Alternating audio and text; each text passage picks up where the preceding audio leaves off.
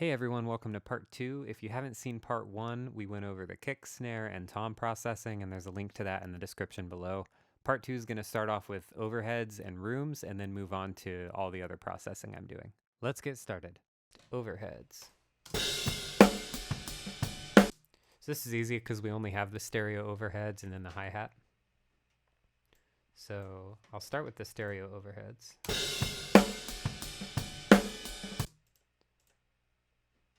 So on this one, I'm not using the gate because I need it all the time. Like I need to get all that detail.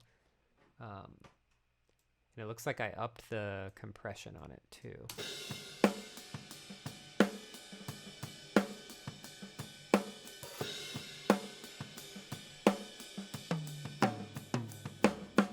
Yeah, I pulled the ratio up just so it would grab those transients a little better and actually get through. So no gate. That's it for that one. Over here, I only pulled out a little bit from the mud zone.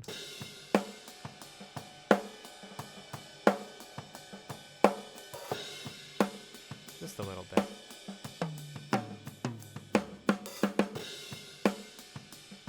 Since this is affecting a little bit of everything, it's important not to be as dramatic with your changes as you would be on like a tom mic. That's the barky boy. Not sure if you can hear it. Oh, it was the FedEx guy. That'll do it. Okay.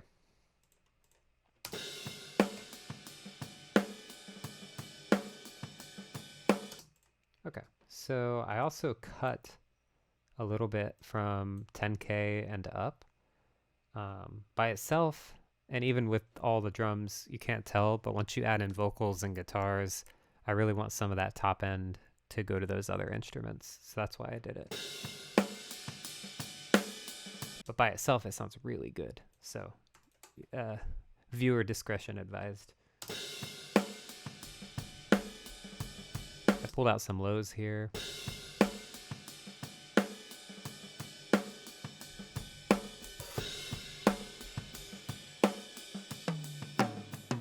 Hear how that sounds a little cleaner when I pulled that up. And then same thing here. I'm gonna do the trimmer to make sure we're right at -12.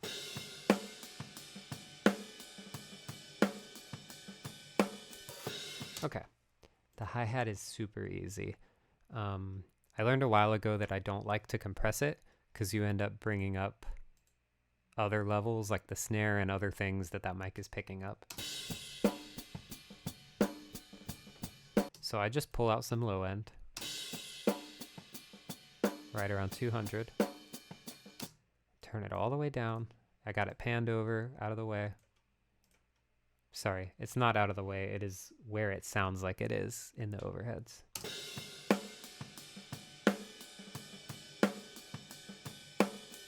So if you hear,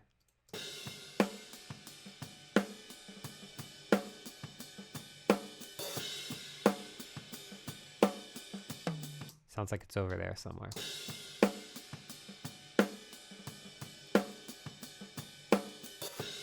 And then I'll just blend the volume in so it sounds like one uniform thing with the overhead mics.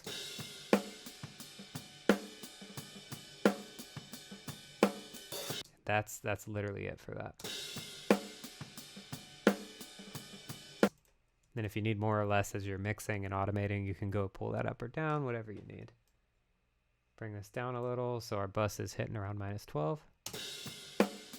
Do you see the theme here? -12.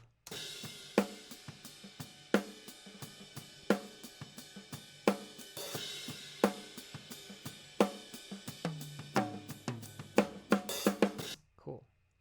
Some compression, just a little bit. And Saturn.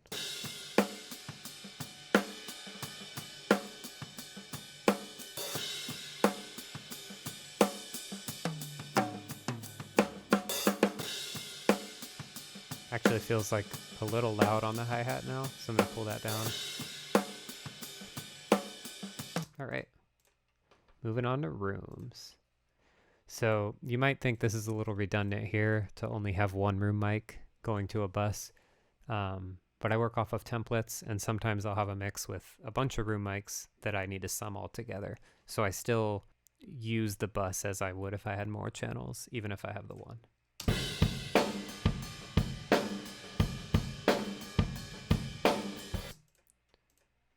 All right. Ooh, we got some different stuff here.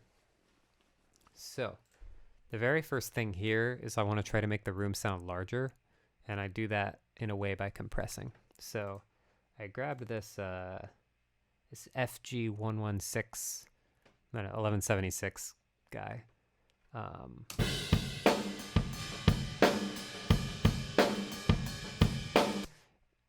And I turn the attack all the way up so it's fast. It's confusing on this one. It always gets me.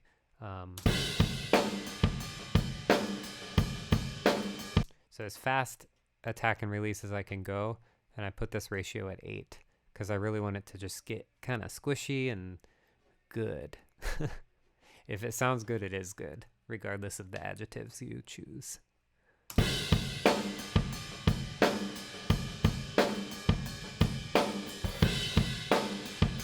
I'm being a little more aggressive around 3 dB of compression here.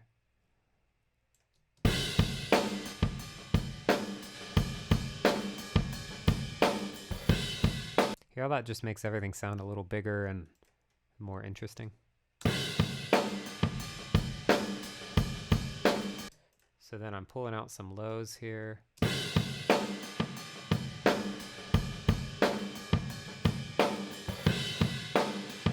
Not doing anything with the low frequency. On the low mid, I'm pulling out a little mud.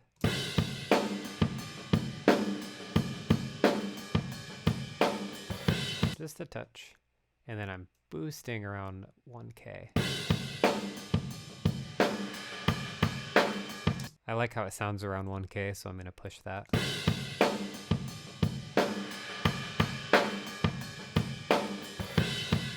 It's like some detail that we weren't getting from the other mics. And then I'm cutting around 10K again to save room for other instruments or, you know, snare top, whatever you want. Going for more of a lo-fi feel on this rather than something hi-fi and really, really pristine.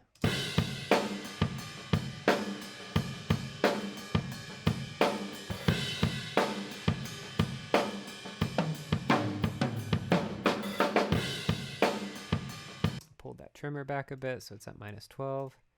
Then on the bus here, a little compression.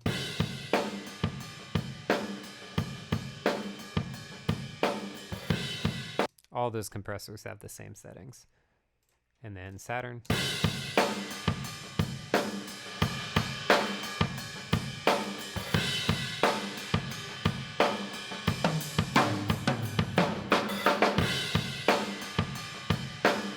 So here's without any room processing. Here's with it.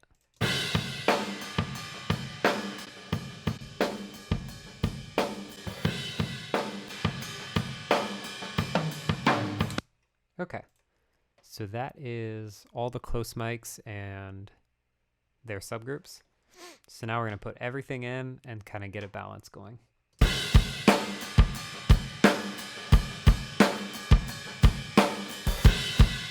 And it's good to note that for this balance now, I'm going to be pulling down these subgroups instead of the individual channels as much.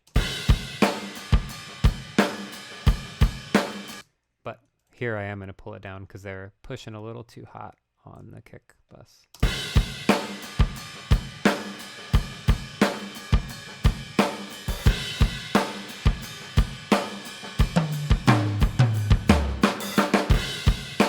One of the reasons the -12 thing is important is that it hits the compressor the right way. So on the snares, for example, that's how much compression I want to do. If I'm suddenly pushing like a lot more, it's going to compress more. And so one easy way to control how much you're compressing is get the compressor set right and then make sure you send the right amount of sound to it.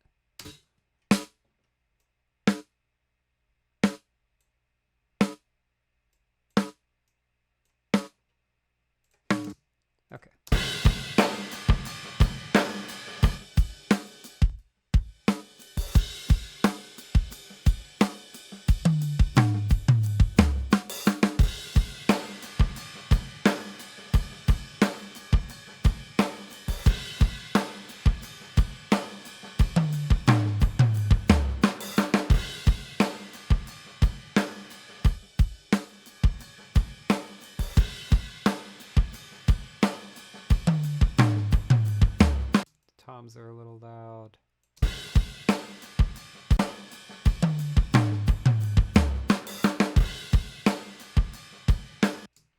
Okay.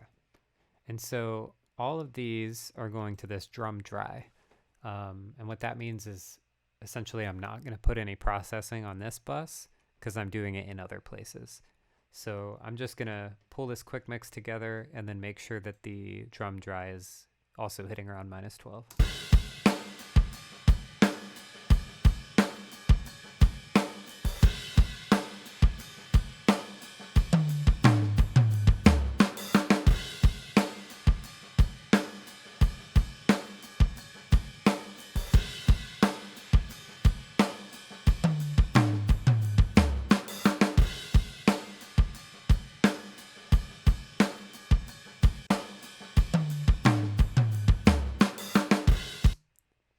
First one sounds quieter than the other two, so I'm going to pull them back a bit.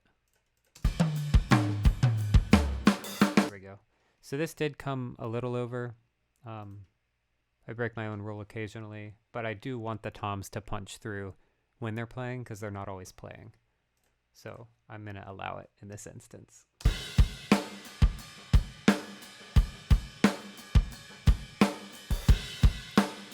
Great. So the next thing, we're going to move on to what all these do. So the first one is the parallel compression. And if you're not familiar with parallel compression, it's essentially you have two streams of audio, and the first one is not compressed at all, and the second one is just absolutely squashed and destroyed. And then you blend those two together, and you get a nice compressed sound without affecting your original sound. It's a way to best of both worlds kind of thing. So what we're going to do now is turn on our sends to this bus 6, which is parallel compression. And I actually don't send the overheads of the rooms. I just send the kick, snare, and the toms. So this is what that sounds like.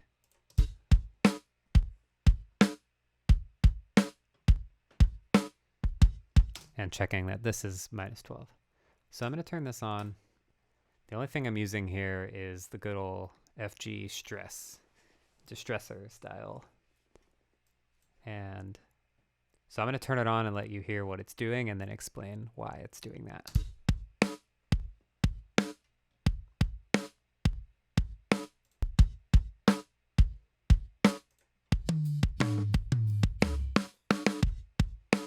So I'm absolutely destroying this signal, but the reason is it gives us this great transient punch and attack.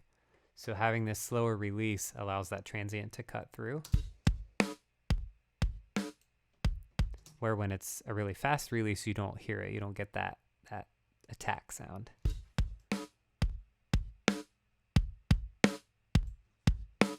And then I'll mess with the release to kind of show you.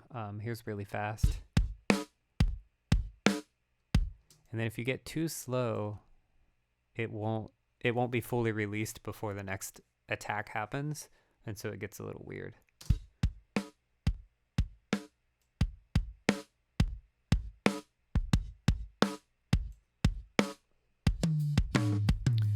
Once you get those set, you can mess with the input and output to set kind of how much compression you want to do.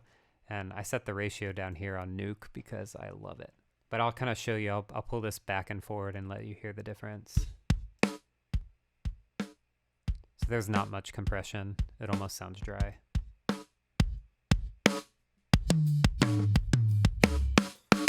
So there's subjectively too much compression. So somewhere in here, it sounds aggressive, but not too much.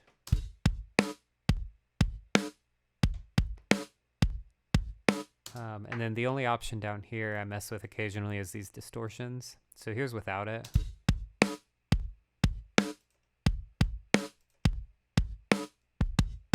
It's really subtle, but it adds just a bit of grit. I'm setting this output so that this is back to -12.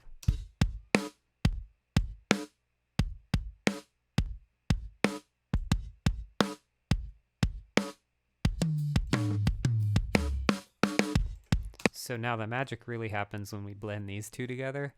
So I'll pull the drum parallel down and then start to blend it in with the drum dry so you can hear the impact it adds.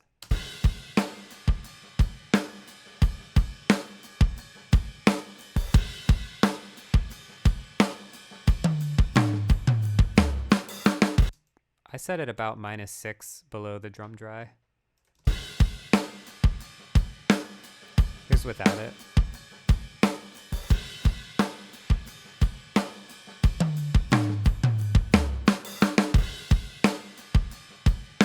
So all of these things here go to the drum master. And you can see it's starting to build up volume now that we have these two sources. So it's pushing about -8. So we need to bring it down 4 dB. So I'm going to pull these so it's about 2 off of each one and then try it again. I'm going to do another 2.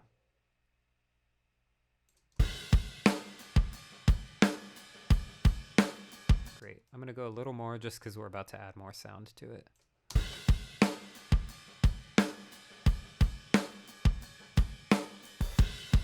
Great.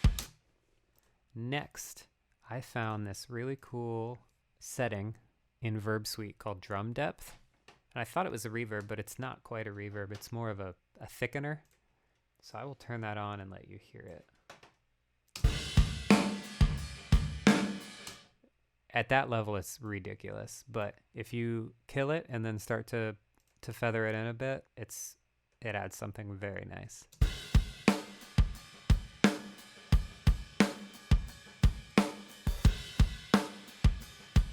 Like way down there, but it's an interesting texture to kind of thicken things up or, you know, fatten it.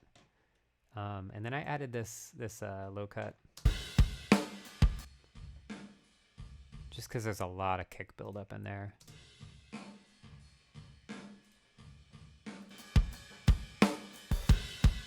And it looks like here I actually pulled back the amount of kick I was sending to there. It must have really been building up when I did the mix. So there's without it. And there it is.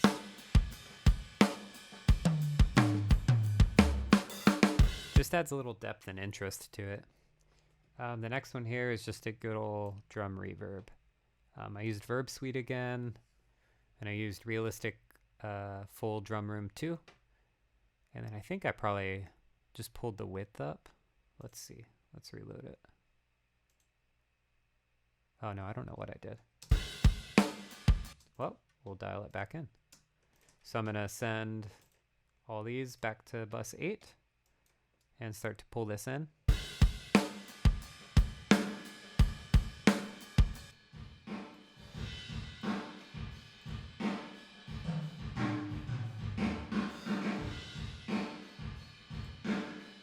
You could pull this up so it's whatever amount you want.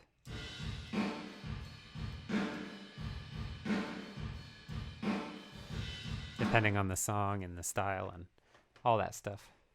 Dial it to taste.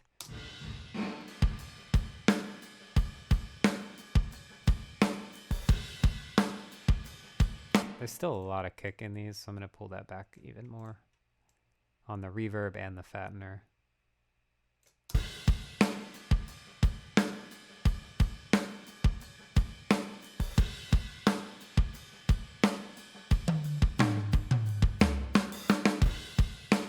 Great. The only other thing I did for effects was I found this snare plate, and I just put it on the snares and the toms. I'll let you hear what that sounds like.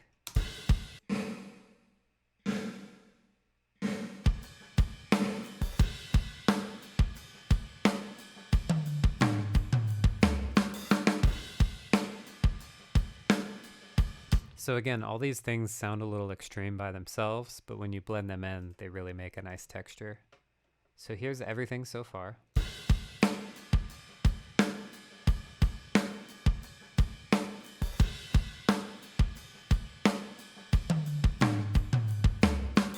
And then I'll turn off everything but the drum dry so you can hear the difference.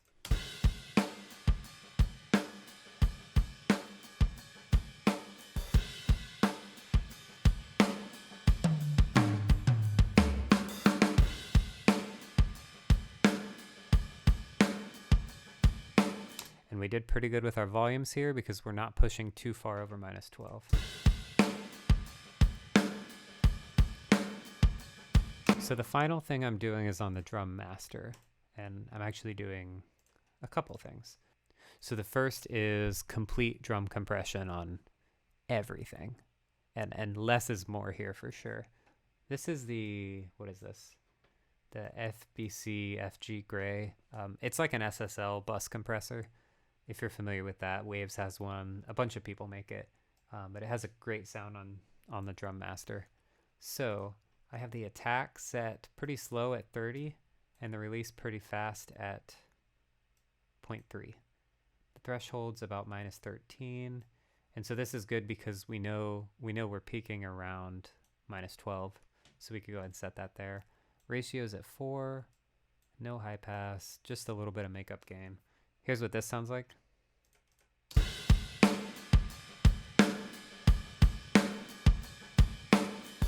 So it's helping to tame any peaks that are left at this point. That's what it sounds like if you overdo it. So we'll keep it pretty light. Again, like 1 or 2 dB.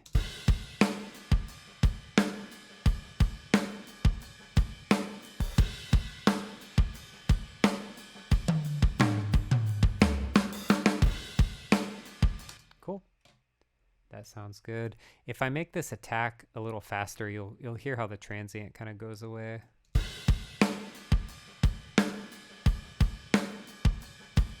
Well, maybe you won't hear it. There's a good example. Okay, so here's a really fast attack. Kind of losing that impact from the kick and the snare. But if I bring this up, then the kick and the snare have time to punch through before the compressor hits. I'll set this back to normal, around -12.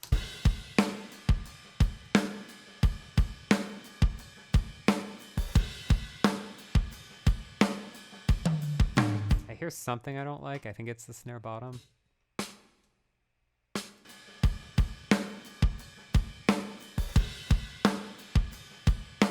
Pull that down a little more. Okay, so that's what I do for the drum compression. Last, I'm using this virtual mix bus.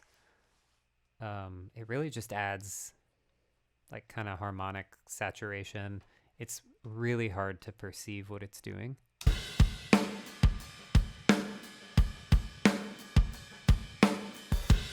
But it just adds like a little bit of grit and warmth and that kind of thing.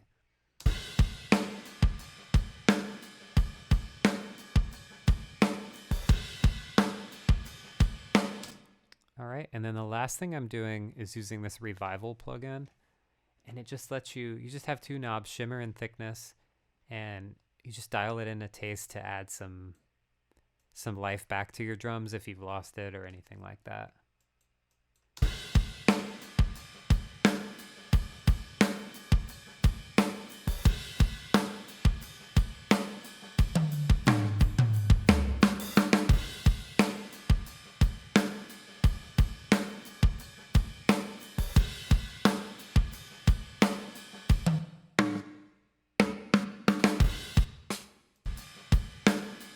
I don't know why that snare bottom's bothering me so much.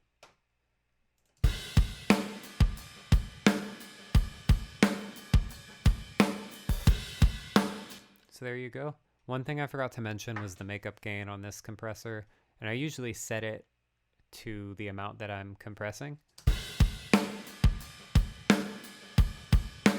unless I just want to pull down the overall output a bit. I know that's not what you're supposed to do, but that's what I do.